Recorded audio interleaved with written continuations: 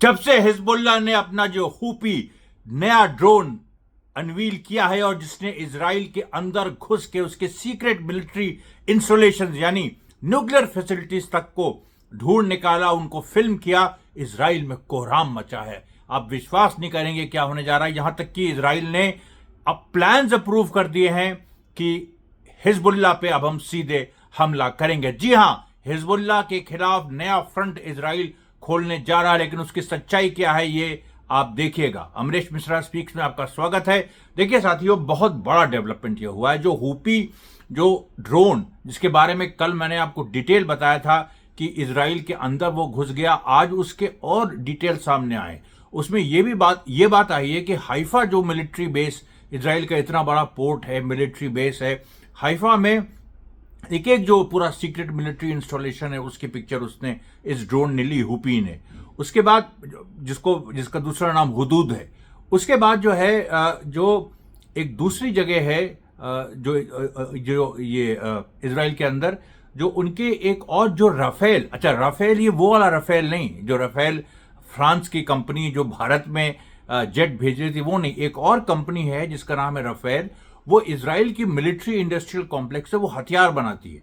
और ये जो ड्रोन है, ये कल तक ये बात सामने नहीं आई थी, आज ये सामने आई है कि जो हिजबुल्लाह ने ड्रोन छोड़ा, वो जो ड्रोन उसने ये जो राफेल के मिलिट्री इंडस्ट्रियल कॉम्प्लेक्स से छुपा हुआ, इसकी भी पिक्चर्स ले ली हैं। और मैंने आपको कल बताया था कि जो न्यूक्लियर फैसिलिटीज इजराइल की हैं, जो निजेव डेजर्ट में, वहां उन तक के एक्सपोज होने की बात आ गई है सामने। और ये भी बात आज जो खुलासा हुआ है कि ये जो राफेल मिलिट्री इंडस्ट्रियल कॉम्प्लेक्स था जिसमें घुस के कई जगह उस ड्रोन ने उसकी पिक्चर्स ली, वहां तक भी न्यूक्लियर वॉरहेड्स उसको मिले हैं। ये बहुत बड़ा डेवलपमेंट है। अमेरिका और ब्रिटेन वो इस बात को मानने को नहीं तैयार है। रशिया लगातार ये कह रहा है कि इजराइल के पास न्यूक्लियर वेपन्स हैं।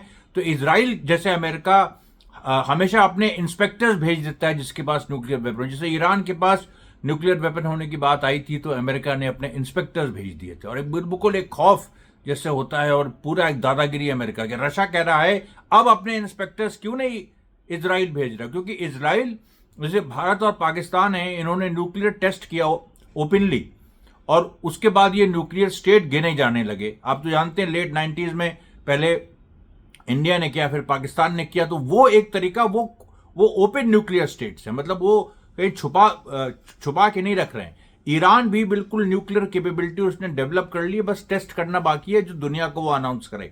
इजराइल ने तो कई टेस्ट भी किए हैं गुप्त रूप से, और वो एक सीक्रेट न्यूक्लियर पावर है, लेकिन वो कभी खुल के उसकी हिम्मत ही नहीं हुई कभी कि वो खुल के इस तरह से न्यूक्लियर टेस्टिंग करे और दुनिया के सामने सीना ठोक के कहे कि हम न्यूक्लियर पावर है। नहीं, इजराइल को अमेरिका हमेशा शील्ड करता रहा, सर्टिफिकेट देता रहा कि नहीं इजराइल के पास न्यूक्लियर वेपन नहीं है। लेकिन अब जो हिजबुल्लाह का जो होपी जो ड्रोन है उसने ढूंढ निकाला है न्यूक्लियर वॉरहेड्स, उसको मिले हैं दो इंस्टॉलेशन पे मिले हैं, राफेल इंस्टॉलेशन पे भी मिले हैं। और इससे जो कोहराम मचा है, जिस तरीके से इजरायली मीडिया कह रहा है कि हम जब हिजबुल्लाह राफेल को ढूंढ सकता है, यहां तक पहुंच सकता है, तब तो वो उसके टारगेट में सारी इजराइल के सिक्योरिटी एस्टैब्लिशमेंट्स हैं। तो अगर हिजबुल्लाह के खिलाफ युद्ध डिक्लेयर होता है तो हिजबुल्लाह तो बहुत अंदर तक मार कर सकता है।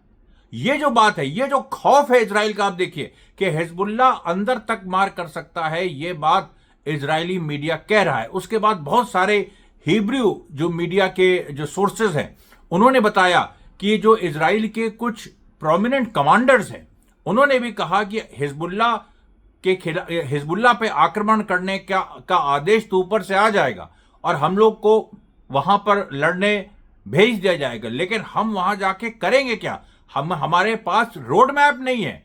अब आप सोचिए, इजराइल के पास रोड मैप नहीं है, हिजबुल्लाह पे अटैक करने का कोई रोड मैप नहीं है आज तक। ये जो बड़ी बड़ी बातें हैं, ये जो शेखी भगाना है, ये जो डींगे मारना है कि हम हिजबुल्लाह का हम ये नुकसान कर देंगे वो नुकसान कर देंगे, तो अभी तक इजराइल ने जैसे गाजा में, यानी जो साउथ इजराइल है गाजा, वहां पर उसने ये कहा था हम ये कर देंगे वो कर देंगे, केवल सिविलियंस को मारा। रेजिस्टेंस जसकता से, बल्कि मैं आपको बताऊं, एक एक्स फॉर्मली ट्विटर पे एक जो एक्स स्पेसेस हैं जिसमें आप बोल भी सकते हैं, एक उसमें प्रावधान है। तो एक्स स्पेसेस में एक डिबेट कंडक्ट हुई जिसमें हिजबुल्लाह क्या है, एक मेंबर ऑफ पार्लियामेंट जो कि लेबनान में है हिजबुल्लाह के, वो आए और उन्होंने इस बात को उन्होंने कहा कि हमास तो ऑलरेडी जीत चुका है, हमास हैज वन, क्योंकि किसी भी तरीके से इजराइल ने हमास की कैपेबिलिटी को डिग्रेड इजराइल नहीं कर पाया। हमास लगातार आगे बढ़ता जा रहा है।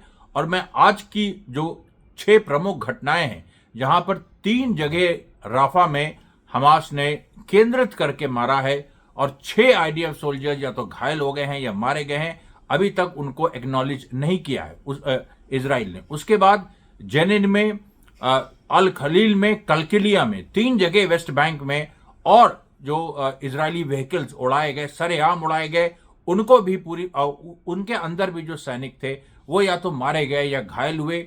एक की बॉडी कुछ समय के लिए हमास के फाइटर्स ने वेस्ट बैंक में, कलकिलिया में, एक IDF सोल्जर की बॉडी भी अपने पास कुछ समय रख ली थी, उसका पिक्चर भी उसने रिलीज किया। और उसके बाद उन्होंने, अब वो सोल्जर घायल है, मरा नहीं है, उसको कैप्चर कर सकते थे, लेकिन वेस्ट बैंक में कैप्चर करने की अभी पॉलिसी नहीं है, तो उन्होंने उसको फिर बाद में छोड़ दिया। लेकिन ये दिखाने के लिए कि हम किस तरीके से इजराइल के जो सैनिक हैं उनको हम जब चाहे कैप्चर कर सकते हैं, उनको हम जब चाहे मार सकते हैं, जिस भी तरह से मार सकते हैं, और अपनी शर्तों पे उनको हम लाके, जैसे होता ना कि मतलब बिल्कुल जैसे यूपी बिहार में कि चलो उस चौराहे पे इतने बजे मिलना, वो वाली स्थिति पूरी हो गई है। तो ये जो देखिए सिचुएशन है अनप्रेसिडेंटेड है। और हिजबुल, सबसे जो बड़ी बात यह है कि देखिए 2 और डेवलपमेंट ये साथ साथ हुए हैं, और वो दोनों डेवलपमेंट इस तरह के हैं कि जो अमेरिका ने करीब करीब $15 बिलियन का एक 18 बिलियन डॉलर की एक एड पैकेज, एक नई एड पैकेज अप्रूव कर दी, जो कि बहुत दिनों से रुकी हुई थी, अप्रूव कर दी, जिसमें F-15 और F-16 जो जहाज हैं बिल्कुल आधुनिक अमेरिका के, वो इजराइल को सप्लाई होने थे, वो अप्रूव हो चुकी। लेकिन अप्रूवल के बाद क्या हुआ, आप जैसे मान लीजिए परसों अप्रूव हुई, तो कल एक नेतन्याहू ने वीडियो जारी कर दिया, और ऐसा वो वीडियो खतरनाक कि उस वीडियो में, मतलब खतरनाक मैं कह रहा हूं, मैं मजाक में खतरनाक कह रहा हूं, कोई उसमें नहीं, वो वीडियो हमारे लिए तो हास्यास्पद है कि नेतन्याहू ने उसमें अमेरिका को बहुत खूब गाली दी है कि देखिए हमारे साथ नहीं दिया, हमारा साथ नहीं है, हमारा मुख हिलाई, अमेरिका हमारे साथ नहीं है, हम कैसे युद्ध लड़ेंगे, ये वो, रोना भी रोया है, मतलब खुद ऐसे नहीं रोना, लेकिन जो उसका तरीका होता है, बिल्कुल मिमियाने लग रहा है, फिर एकदम से एग्रेसिव हो जा रहा है, फिर मिमियाने लग रहा है, फिर एकदम से एग्रेसिव हो जा रहा है। और आप विधि का विधान देखिए कि अमेरिका ने परसों ये डील अप्रूव कर दी और नेतन्याहू को इसकी खबर नहीं लग पाई, उसने उसके पहले वीडियो बना दिया, उसके पहले वीडियो बना दिया, और वो वीडियो जब अमेरिका में पहुंचा तो आज वो डील रुक गई है।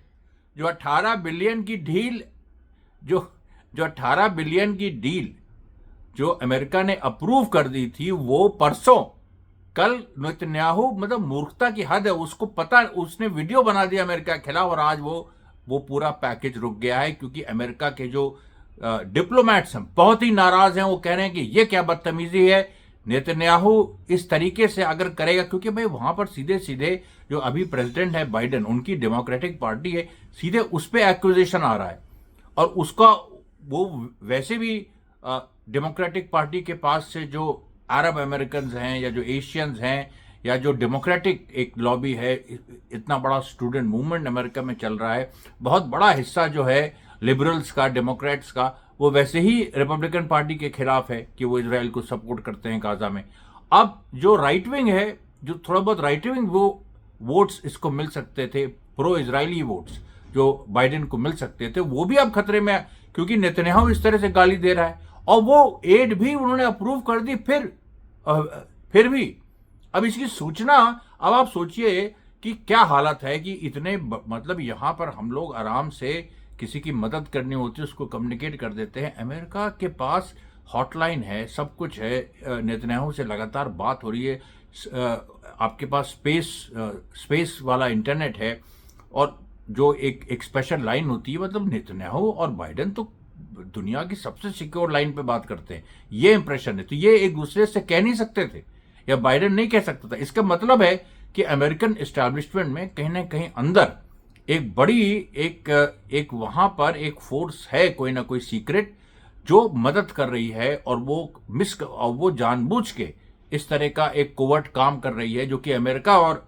ब्रिटेन कहते थे कि हम कर रहे हैं, और हमने देखिए गाजा में हमने इन्फिल्ट्रेट करके हमने ये कर दिया, हमने वो कर दिया। सच्चाई तो यही है ना कि आज तुम छोटी सी बात अमेरिका नेतन्याहू को कम्युनिकेट नहीं कर पाया, जिसकी वजह से $18 बिलियन का पैकेज इजराइल का रुक गया। अब वो कल को इजराइल को जाएगा, उसमें कोई दो राय नहीं, लेकिन एक जो इनका अमेरिकन प्रेसिडेंट की जो पूरी एक कोशिश थी कि कम से कम प्रो इजरायली वोट हमसे ना छिटके, उसमें तो एक कंफ्यूजन आ गया ना। और ये कंफ्यूजन कब तक रहेगा, क्योंकि ट्रंप ने उधर से हमला कर दिया, ट्रंप ने भी हमला कर दिया बाइडेन पे इस सवाल पे कि देखो नेतन्याहू जो तुम्हारा एलाई है उसकी ये हालत तुमने कर दी, मैं सत्ता में आऊंगा तो मैं ये कर दूंगा, मैं वो। ट्रंप तो दोनों तरफ से बोलता है, कभी कभी प्रो रशियन बोल देता है, फिर वो प्रो इजराइल हो जाता है। वो तो एक ऐसा अजीब सा डमरू बजाने वाला खिलाड़ी है कि जिसको जो जब सत्ता में आएगा है वो राइट विंग, इसमें कोई मुगालता नहीं पालना चाहिए, लेकिन वो अपने इंटरेस्ट के लिए कभी कभी इस तरह की बात कर देता है जिससे उसको लगता है कि वो कंफ्यूज कर रहा है। लेकिन रशिया भी उस पर हंसता है। रशिया पहले जब ट्रंप प्रेसिडेंट था 4 साल, तो उस पर अभियोग लगा था कि वो रशिया की मदद से वो प्रेसिडेंट बना, और ट्विटर ने कहा कि इस तरीके के जोकर को हम प्रेसिडेंट नहीं बनाएंगे। मतलब ये भी बात आई। देखिए आज जो पूरी घटनाएं घटी हैं, अब देखिए मैं आपको और बताता हूं कि इजरायली मीडिया में खुद ये बात आई कि हमास ने एक नया एक जो बूबी ट्रैप, जो घरों को बूबी ट्रैप, मतलब जो इजरायली फोर्सेज गाजा में घुसती हैं और वो वहां पर कई घर पाती हैं जो कि या तो बम से गिरा है, मतलब बम से पूरा उनमें मलबा हो गया है, या खड़े भी हैं तो काफी हद तक उनमें कोई रहता नहीं है, बहुत सारे ऐसे घर। तो इजरायली सोल्जर्स जो हैं उनको कोई एक मतलब हमास एक कहीं ना कहीं सीटी, मतलब कई तरीके से उनको लुभाता है। सीटी की आवाज़ आती है, किसी चिड़िया की आवाज़ आती है, अच्छा वो सब प्री रिकॉर्डेड है, वो। लेकिन सोल्जर्स जो हैं जब इस तरह का कोई साउंड सुनते हैं या कोई कॉन्वर्सेशन की आवाज़ आती है कि हमास के सोल्जर्स अरबिक में बात कर रहे हैं, और इजरायली इसके कान खड़े हो जाते हैं, अरे अरबिक, इसका मतलब हमास के लोग यहाँ, और वो उस घर की तरफ बढ़ते हैं जो पहले से बूबी ट्रैप्ड है। और सबसे बड़ी बात कि जब वो उसमें डेटोनेशन होता है, कई तरह के डेटोनेशन होते हैं। एक तो उस पर हाथ रखने से कई बार डेटोनेट हो जाता है, जब इजरायली कोई उसको अंदर घुसता है, वो ऐसे सेंसर्स उसमें लगे हैं जो बॉडी के मूवमेंट्स को पहचानते हैं और एक्सप्लोड हो जाते हैं। दूसरा हमास ने रिवर्स, जो कार का रिवर्स मिरर होता है ना, जिसमें आप रिवर्स व्यू देखते हैं, उस तरह के भी ग्लासेस लगा रखे हैं जिससे उनको दिखाई पड़ता है रिवर्स में कि इजरायली सोल्जर्स कहाँ पहुंच रहे हैं, और फिर वहां जो बाहर से डेटोनेशन करना है वो करते हैं। तो क्योंकि सेंसर्स बनाना, क्योंकि हमास तो अपने हथियार खुद बनाता है, तो जो सेंसर्स से जो डेटोनेशन होता है वो ज़्यादा महंगा होता है, ज़्यादा मुश्किल होता है, तो उसका इस्तेमाल हमास करता है। लेकिन वो मिक्स करता है जो ट्रेडिशनल डेटोनेशन है, जिसमें वो एक माइन को डेटोनेट करते हैं दूर से, रिमोट से करते हैं, या इस तरह से जैसे एक अंदर से वायर उसमें जाता है और वो कोई देख नहीं सकता, उसको डेटोनेट कर दिया जाता है, जैसे 60 सेकेंड वर्ल्ड वॉर से लेके 60-70s तक हुआ। उसमें काफ़ी उस टेक्नोलॉजी में डेवलपमेंट हुआ है, लेकिन वो टेक्नोलॉजी है जिसको दूर से डेटोनेट करने की। और दूसरी क्या है कि जब सोल्जर्स अंदर घुसते हैं किसी बूबी ट्रैप्ड हाउस में, तो वहाँ पर वो उनका जो उनका फिजिक है, जो उनकी मतलब पसीना, मतलब बहुत सारी ऐसी चीज़ें हैं, वो उन डेटोनेशन में सेंसर लगा है, और वो सेंसर उसको पकड़ के एक्सप्लोड हो जाते हैं। ये पूरी जो स्थिति है, इसमें देखिए इजरायली सेना ये कह रही है कि हमास देखिए बूबी ट्रैप्स को जो यूज कर रहा है, ये बड़े डेडली साबित हो रहे हैं।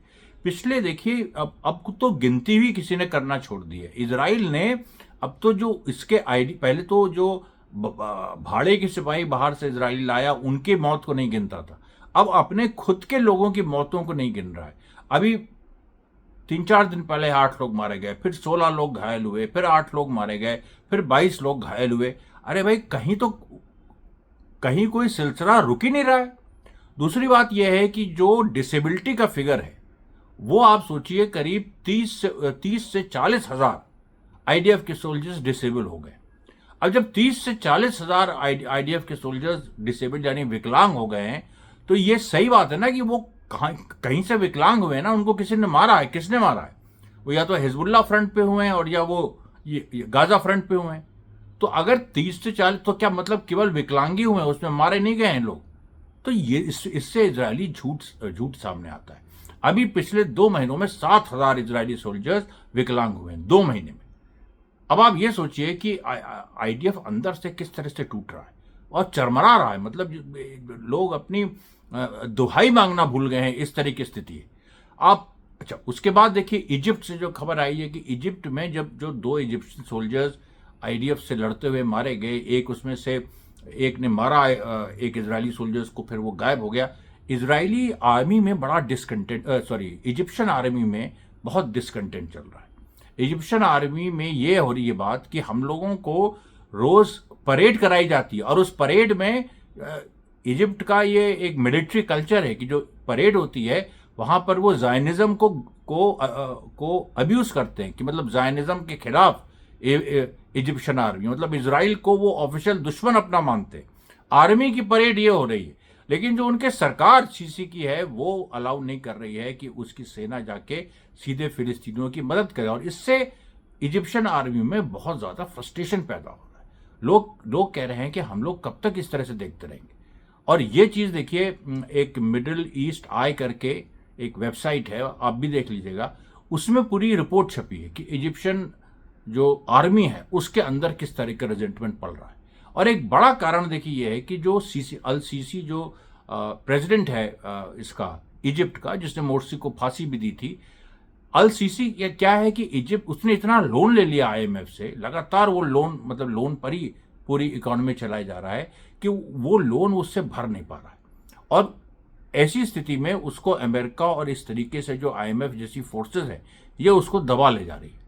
अब इस पूरी सिचुएशन में क्या हो रहा है कि जो इजिप्ट के अंदर की सोसाइटी है वो धीरे धीरे इम्प्लोड कर रही, मतलब जो अंदर से एक एक मतलब वो उठने लगते हैं ना बुलबुले, कि अंदर से बुलबुले उठने लगते हैं। कभी भी वो चीज़ बाहर से एक एक्सप्लोजन होता है, एक इम्प्लोजन होता है अंदर से। तो इजिप्शियन जो आर्मी है वो अंदर से इम्प्लोड कर सकती है। और ये देखिए एक मौके का इंतजार है। अगर इजराइल ने हिजबुल्लाह पे हमला कर दिया तो ये तय समझिए कि इजिप्शियन आर्मी में विद्रोह हो जाएगा। और इसे अच्छा एक मतलब नए तरह का खेल सामने आया कि अमेरिका ने एक न्यूयॉर्क टाइम्स ने अमेरिका में एक खबर पब्लिश की जिसमें उसने ये क्लेम किया कि अमेरिकन और ब्रिटिश जो इंटेलिजेंस ऑपरेटिव्स हैं वो 7 अक्टूबर के बाद से इजरायली सेना की मदद कर रहे हैं। अब ये पूरी बात आप सोचिए, अगर वो मदद कर रहे हैं तो इतना इनफेक्टिव है, इतना वो बेकार है कि वो उन्होंने कोई भी ब्रेक थ्रू वो नहीं कर पा रहे हैं। अगर वो इजराइल की मदद कर रहे हैं होस्टेजेस ढूंढने में, हमास को खत्म करने में, तो वो इतने ही इनफेक्टिव है। नुसैरत मसाकर भी कितने 200-300 के ऊपर फिलिस्तीनी नागरिक मारे गए, 4 होस्टेजेस तुमने छुड़ाए, लेकिन 3 अपने होस्टेज को और मार दिया। और फिर अब दूसरे इस तरह के ऑपरेशन करने की तुम्हारी हिम्मत नहीं हो रही है। तुम जानते हो इस बात को कि तुम्हें बुरी तरह से तुम चारों तरफ से घिर गए हो इस सवाल पे। तो ये देखिए आपकी एक फेलियर, एक इतना मतलब स्टार्क फेलियर जो एक साफ साफ दिखाई पड़ रहा है।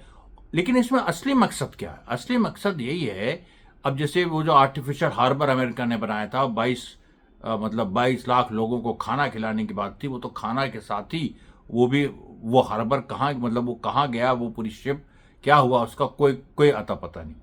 अब ये जो पूरी कोशिश हो रही है कि अमेरिका कहीं ना कहीं डायरेक्टली इंटरवीन करना चाह रहा है इजराइल में। देखिए ये बात है कि वो अपने एजेंट्स का जाल अमेरिका और ब्रिटेन बिछा रहे हैं, ताकि ऐसी कोई स्थिति आती है, हिजबुल्लाह से मान लीजिए लड़ाई शुरू होती है, इजराइल हारने लगता है जो कि तय है, उसके बाद ये लोग सीधे सीधे उसमें हस्तक्षेप करेंगे।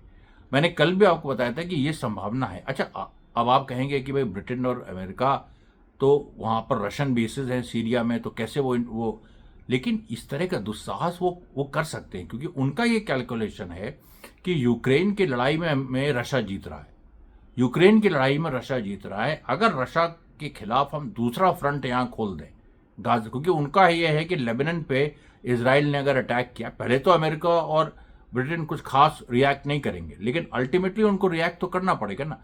इजराइल पिटेगा और ये कैलकुलेशन है मतलब ब्रिटेन और अमेरिका का कि इजराइल को पिटना ही है। इजराइल पिटेगा, उसके बाद हम अपना डायरेक्ट इंटरवेंशन करेंगे। और इसके लिए उन्होंने जो लेबनीज सरकार है उस पर दबाव भी डाला है। लेबनीज सरकार आप जानते हैं हिजबुल्ला है, लेकिन हिजबुल्ला एक नॉन स्टेट एक्टर है। उसकी सरकार में हिजबुल्ला का स्टेक है, लेकिन 3-4 और फैक्शंस है, क्रिश्चियंस भी हैं उसमें, और भी ड्रूज हैं, कुछ और भी इस तरह की फोर्सेस हैं। तो अभी वो, और उसमें कुछ अमेरिकन अलाइज भी हैं। तो अमेरिकन अलाइज जो है वहाँ के, वो तो एक ऐसी अंडरस्टैंडिंग पे पहुंच गए थे कुछ 2-3 महीना पहले कि जो ब्रिटिश सोल्जर्स लेबनान बेरूत में हैं, में जैसे जो हिजबुल्ला के कंट्रोल में डायरेक्ट नहीं है, बेरूत में है, तो वो हथियार लेके घूम सकते हैं। लेकिन ये खबर लीक हो गई। ये खबर लीक हो गई तो फिर वो पूरा बंद हो गया कि भाई हथियार लेके कैसे आपने अलाउ किया ब्रिटेन को। इस तो जो उनके ही उसी अलायंस की जो वो पार्टीज हैं जो प्रो अमेरिका, उन्होंने खुद ही ऑब्जेक्ट किया कि ये तो सीधे सीधे हमारी सॉवरेनिटी का वायलेशन है। तो इस चीज में देखिए ये लोग, लेकिन इसके पीछे का जो मकसद तो ये है ना कि इजराइल हिजबुल्ला ये लेबनान पे अटैक करेगा, हिजबुल्ला पे अटैक करेगा और उसके बाद पिटेगा, तो हम तैयार रहें, हम एक वहाँ पर हिजबुल्ला के खिलाफ अमेरिका और ब्रिटेन युद्ध में उतर जाएं और उसके बाद रशिया युद्ध में उतर जाए। लेकिन एक चीज़ वो भूल रहे हैं, एक चीज़ वो भूल रहे हैं, वो जो सबसे इंपॉर्टेंट चीज़ है, चाइना। चाइना की जो भूमिका है यहाँ पर वो बिल्कुल गुप्त है। और चाइना ने ये बात कह चुका है, चाइना, कि अगर एक दूसरे फ्रंट पे, यूक्रेन में ठीक है वो रशिया का अपना इंटरनल मामला है, पहले वो यूएसएसआर का पार्ट था, उसमें हम हस्तक्षेप नहीं करेंगे, चाइना ने इसका, और एक सही पोजीशन, वो चाइना प्रो रशिया है, लेकिन उसने यूक्रेन वॉर में हस्तक्षेप ऑब्वियसली वो क्यों करेगा। लेकिन यहाँ पर गाजा में जब एक अलग, जब पैलेस्टीनियन स्टेटहुड की बात है, हमास की मीटिंग चाइना में हो चुकी है, हमने आपको बताया है, और जब ये सारी बातें साफ हो चुकी हैं कि पूरी तरह से चाइना वो हमास के और फिलिस्तीनी रेजिस्टेंस के साथ है, हिजबुल्ला के साथ है, ईरान के साथ है, तो इस पूरी परिस्थिति में इजराइल ये चाइना क्यों चुप बैठेगा। और चाइना की जो अपनी पेनिट्रेशन है अफ्रीका में, देखिए अफ्रीका और ये सब बहुत ही लगे हैं। अफ्रीका जो स्पेशली ईस्ट अफ्रीका है और उसके बीच रेड सी है, फिर उसके बाद पर्शियन गल्फ आता, वो पूरा सऊदी अरेबिया है, उसके नीचे यमन है, फिर उसके ऊपर आप जाइए तो वही इजराइल और जॉर्डन और उस तरह की ताकतें, फिर इराक आ जाता है, फिर सीरिया आ जाता है, फिर टर्की आ जाता है, उधर आप वेस्ट मुड़िए तो फिर यूरोप आ जाता है, ईस्ट मुड़िए तो एशिया आ जाता है। अब इस पूरे माहौल में मतलब इस पूरे जिस तरीके से पूरी एक एरिया का जो अपना जो ज्योग्राफी है, उसमें आप देखिए तो रशिया के जो बेसिस है वो सीरिया में, नॉर्थ सीरिया में, साउथ सीरिया में अमेरिकन बेसिस है। अब अमेरिकन बेसिस, अब आप इस चीज़ को नोट करिएगा, और चाइना के जो बेसिस हैं, चाइना के जो बेसिस जो गुप्त हैं, वो भी कहीं ना कहीं सीरिया के आसपास है और कुछ इराक में भी है। अब आप एक सिचुएशन विजुलाइज करिए 1 मिनट के लिए कि जिसने इजराइल ने लेबनान पे अटैक कर दिया, हिजबुल्ला पे पिट रहा है, और उसके बाद ब्रिटेन और अमेरिका ने हिजबुल्ला पे अटैक कर दिया। ऐसी सिचुएशन में क्या होगा? ऐसी सिचुएशन में देखिए जो रशिया जो मतलब अमेरिका ये सोच रहा है कि हमारे बेसिस वहाँ हैं, हम अटैक कर लेंगे, तो उसके बेसिस तो इसमें इन्वॉल्व रहेंगे ना, हिजबुल्ला को दबाने के लिए, हिजबुल्ला को हराने के लिए उधर और जब वो इधर मुड़ेंगे, क्योंकि वो साउथ सीरिया में, साउथ सीरिया से और साउथ लेबनान है, तो वो तो इधर मुड़ेंगे, और उधर जो नॉर्थ सीरिया में रशियन बेसिस हैं, उनकी तरफ तो इनकी पीठ होगी, और जब उनकी तरफ इनकी पीठ होगी तो वो तो रशिया को, आप सोच रहे हैं कि रशिया को हम एक दूसरा फ्रंट खोल के रशिया को लड़ाई में फंसा दें। रशिया को तो आप एडवांटेज दे रहे हैं इस सवाल पे, रशिया तो पीछे से मार कर सकता है। ये देखिए एक बड़ी ही जटिल पूरी परिस्थिति है, और रशिया के साथ चाइना भी है। तो अमेरिका तो पिंसर मूवमेंट में फंस जाएगा, जो ये क्लासिक पिंसर मूवमेंट होता है किसी भी वॉर में, जिसमें आप आगे पीछे दोनों तरफ से दुश्मन आपको फांस देता है। तो अमेरिका, इजराइल, ब्रिटेन उसमें फंस जाएंगे। मतलब ये देखिए, ये जो होता है विनाश काले विपरीत बुद्धि, इसको कहते हैं, जो हम लोग के यहाँ जो कहा जाता है कि बिल्कुल किसी भी तरीके से ये फीजिबल नहीं है कि अमेरिका और ब्रिटेन हिजबुल्ला पे अटैक करेंगे, क्योंकि अगर उन्होंने किया तो उनकी पीठ रशिया की तरफ होगी, जो रशियन बेसेस हैं सीरिया में उनकी तरफ उनकी पीठ होगी, और उस उधर से रशिया सीधे उनको मारेगा, ऐसा मारेगा कि वो मतलब ख़त्म हो सकते हैं वहाँ पर। और जो रशिया का प्लान भी है कि अमेरिका को बाध्य करो कि सीरिया में अपने बेसिस को फोल्ड करे। तो अमेरिका जहाँ ये सोच रहा है कि लेबनान में अगर लड़ाई इजराइल शुरू करता है तो हमारा एडवांटेज है, तो रशिया सोच रहा है कि अगर लेबनान में हिजबुल्ला और ईरान के बीच लड़ाई छिड़ती है तो उसका एडवांटेज, एक्चुअली उसका एडवांटेज। ये देखिए पूरा जो दो पर्सपेक्टिव्स हैं इनमें बड़ा ज़बरदस्त, बड़ा इंटरेस्टिंग ग्लोबल कॉन्फ्लिक्ट जो चल रहा है। बीच में देखिए गाज़ा में आपको बता दें कि स्थितियां, इजराइल सिविलियंस को अभी भी मार रहा है, लेकिन वहाँ पर लोगों ने फाइट बैक करना इस मामले में शुरू कर दिया है कि जो एड वगैरह जो बंद थी उसके कई गुप्त रास्ते, मैं आपको बार बार कह रहा हूँ, कई गुप्त, हालांकि स्टारवेशन की वहाँ स्थिति है, वहाँ पर भूखमरी की भी स्थिति है, लेकिन वहाँ पर हमास ने इस तरह के सीक्रेट चैनल्स भी डेवलप किए हैं जो गाज़ा को जो एड इजराइल ने रोक दी। और आज तो खबर आई कि राफा और गाज़ा के बीच का जो पूरा इलाका है इजराइल ने उसको खोद डाला है, वहाँ से कोई अब जा ही नहीं सकता। जैसे पहले ये था कि भाई कुछ पैसा देके कुछ पैलेस्टीनियन इलाज के लिए इजिप्ट के थ्रू मिडल ईस्ट चले जाते थे, वो वाली स्थिति भी अब नहीं रह गई। ये मतलब कहने की बात है, वो रास्ते देखिए वो तो सुरंग से भी जा सकते हैं। लेकिन बात यहाँ पर यह है कि इजराइल इतना सब कर रहा है, फिर भी जो गाज़ा के लोग टिके हुए हैं वो इस वजह से भी टिके हुए हैं कि उनको मदद पहुँच रही है, उनको हमास रेजिस्टेंस अपनी तरह से मदद पहुँचा रहा है। और ये बात जो है ना इजराइल एक्नॉलेज नहीं कर सकता, जहाँ ये बात एक्नॉलेज करेगा वहाँ उसका लोकल मीडिया तो मार हाय तौबा मचा देगा। लेकिन हमास जो है वो धीरे धीरे इस खबर को लीक कर रहा है, और वो एक बड़ा जो ब्लास्ट है इस पर होगा, मतलब खबरों का ब्लास्ट, कि ये देखिए इस तरह से हो रहा है। अंत में देखिए मैं आपको बता दूं, हिजबुल्ला ने फिर वो जो हूपी वाली बात है उससे मैं अभी भी पूरा विश्व, मैं क्या पूरा विश्व जो है वो पूरा एक तरह से हिला हुआ है। लिखे कोई ना लिखे वो अलग बात है, लेकिन पूरा विश्व हिला हुआ है। और उसको लेके जो इजराइल के अंदर अब ये चीज़ डर बैठ गया है कि हिजबुल्ला जो है अगर हमने लड़ाई छेड़ी तो हिजबुल्ला हम अंदर तक मार कर सकता है, कहाँ तक मार कर सकता है ये भी उसको नहीं पता। न्यूक्लियर फैसिलिटीज़ इजराइल के डिस्ट्रॉय हो सकते हैं, इस तरह का भी डर जाहिर किया गया। लेकिन अभी जो स्थिति है, इजराइल एक मोहरा बन चुका है। इजराइल की स्वतंत्रता कितनी है अभी कोई नहीं कह सकता। हालांकि नेतन्याहू अपना बोल रहे हैं, वीडियो बना रहे हैं अमेरिका के खिलाफ ये, लेकिन इसके पीछे कोई अमेरिकन चाल भी हो सकती है। इजराइल एक मोहरा बन गया, उसकी वो अगर लड़ाई में आगे नहीं बढ़ेगा, क्योंकि ब्रिटेन और अमेरिका का इंटरेस्ट है कि भाई रशिया के खिलाफ एक और फ्रंट खोलो, वो अगर लेबनान के खिलाफ लड़ाई में आगे नहीं बढ़ेगा तो उसको अमेरिका और ब्रिटेन और तरह से ये दाब देंगे। तो दोनों ही स्थितियों में देखिए इजराइल का खत्म होना तय है। और ये आज का जो 19 जून 2024 का जो प्रसारण है मैं यहीं समाप्त करता हूँ। कल मैं आपके बीच फिर आऊँगा। धन्यवाद साथियों, बहुत बहुत धन्यवाद।